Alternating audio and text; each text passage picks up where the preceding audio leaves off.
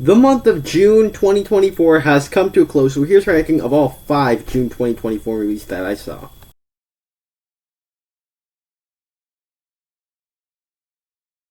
Hi, my name is Nathan, and I talk about a lot of movies on this channel. If you're new here, down below in the comment section, share your ranking of the June 2024 movies that you saw. If you have any recommendations for what I didn't see in the past month, share those down below in the comment section as well. If you enjoyed this video, click the like button and be sure to subscribe because that really does help a lot. And over on my channel, there are more rankings, more videos, more reviews. Check those out once this video is over. With that said, let's just get straight into the ranking. In last place, A Family Affair. If you don't know what this is a new Netflix rom-com. It stars Zac Efron, Joey King, and Nicole Kidman.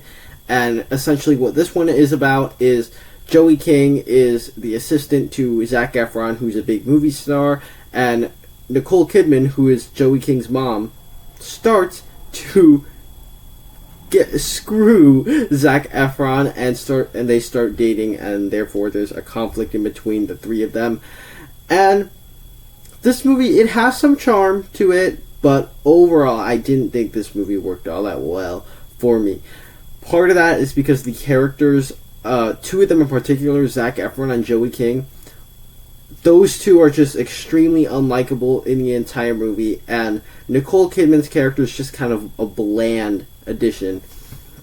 And so you get two really unlikable characters and one character that's just kind of there, as they keep just like acting so rude, toxic towards each other. It's hard to know who to root for. Put my chatouche in a plastic bag? It's one of a kind. I only have 2. It goes on for way too long. This movie's nearly 2 hours, and it doesn't have that amount of plot. And overall, it's just a very forgettable, essentially just a generic Netflix rom-com. Number 4, A Quiet Place Day 1. To be fair, there's a pretty big jump from A Family Affair to A Quiet Place Day 1. While I didn't think this was a particularly great film, I thought it was a good, solid film. And the main reason that makes it work is that in the franchise, the first 2 films were about this family. They were fairly small in scale relatively compared to this film, because this film has a completely new setting. It's set in New York. It's much larger in scale, and there's a different sort of character development going on in this film than there was in the previous 2 Quiet Place films. And as always, these movies just play great in a theater where there's solid thrills, some solid performances, and especially in a theater in a dark room where you're supposed to be silent, that's when these particular movies play great. However, I didn't particularly think this was a fantastic film. Overrated as fuck, in my opinion. I mean, it just wasn't as tense as the previous 2 films in the franchise, in my mind at least.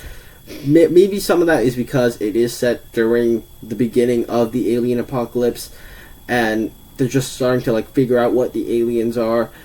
But I also didn't really connect or find as much emotion with the characters as much as I did in the previous 2 films. And this movie has a pretty big pacing issue.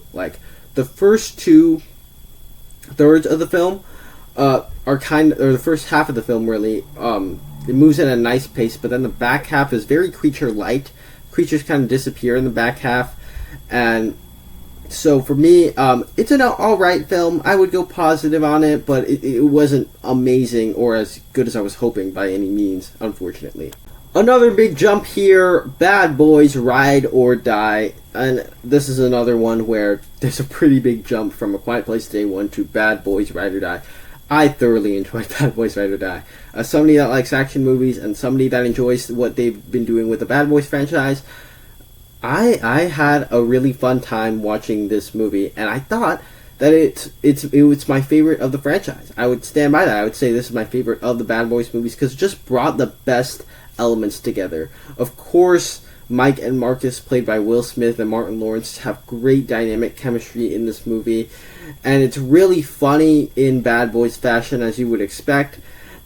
And what I really think another thing that worked about this film is that it changed up the dynamic with the characters just enough, where it's not just Mike and Marcus now, it's Mike's son that was previously established in Bad Boys for Life, and it maintains just enough heart, especially kind of the stuff with Captain Howard, and especially kind of the stuff with Mike and his son, that just maintains some of the heart that was in Bad Boys for Life.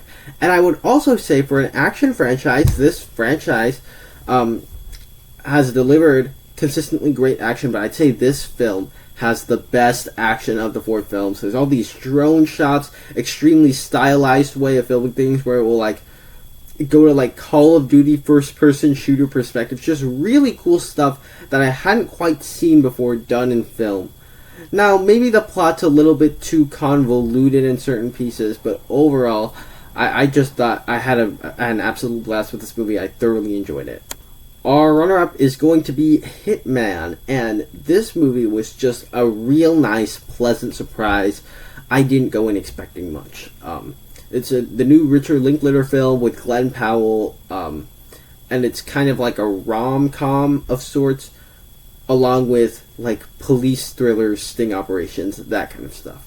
So I didn't go in it with particularly high expectations, but it's a real pleasant genre blender of films where it's like a comedy, a romance, a thriller, all at once, and it balances those out so well. The 2 leads are likable, even though they make absolutely horrendous, horrible decisions throughout the entire movie. I thought the 2 leads were charming and fun, and there was something about them and their performances where you could just root for them, even though they make horrible decisions throughout the entire movie.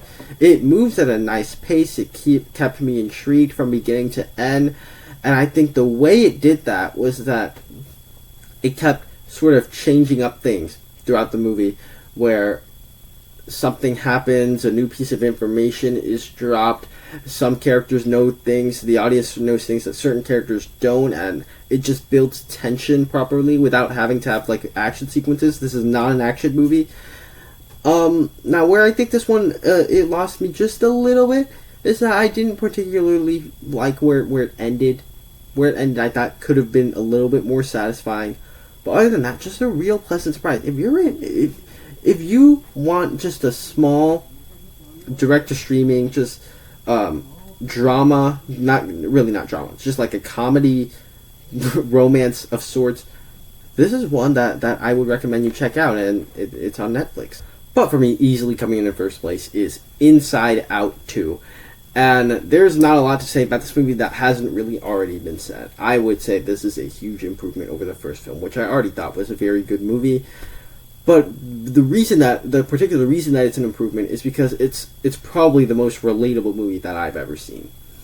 Where I went out to go see this movie expecting a good time as somebody that enjoyed the original Inside Out, and I absolutely did get that, but I also got just relatable themes and what teenagers go through, and I've made a lot of comparisons with what happens in the movie to my actual personal life, where it finds just a really cool way to visualize the choices, the weird things that teenagers do while they're like transitioning into like high school. I just thought that was so relatable, especially as somebody that's currently in high school. And those creative visuals just really worked, and they actually play into the movie, and it can be really funny at times like Pixar. It has all the Pixar charm. Riley herself feels like a lot more of a character in this movie than she did in the first film. There's also just some great new additions you have to talk about here when it comes to the new emotions. In particular, you have Anxiety, who she's a character that's really conflicting, because on the one hand she makes horrible decisions, but on the other hand you can kind of understand where she's coming from. That's when you have a great villain there, and the arcs, the journeys are just so profound in this entire film. There's not really anything I could say that's a negative about this movie. It's just a great movie that was relatable to me as somebody that's currently in high school. Just a big return to form for Pixar. So for me, without question, of all the movies this month, this is my favorite movie of June. There you have it. That's my ranking of the June new releases. Down in the comment section, share your ranking over on my channel. I have more content like this. Check those out right now. Thank you guys so much for sticking around to the end, and I will see you in the next one.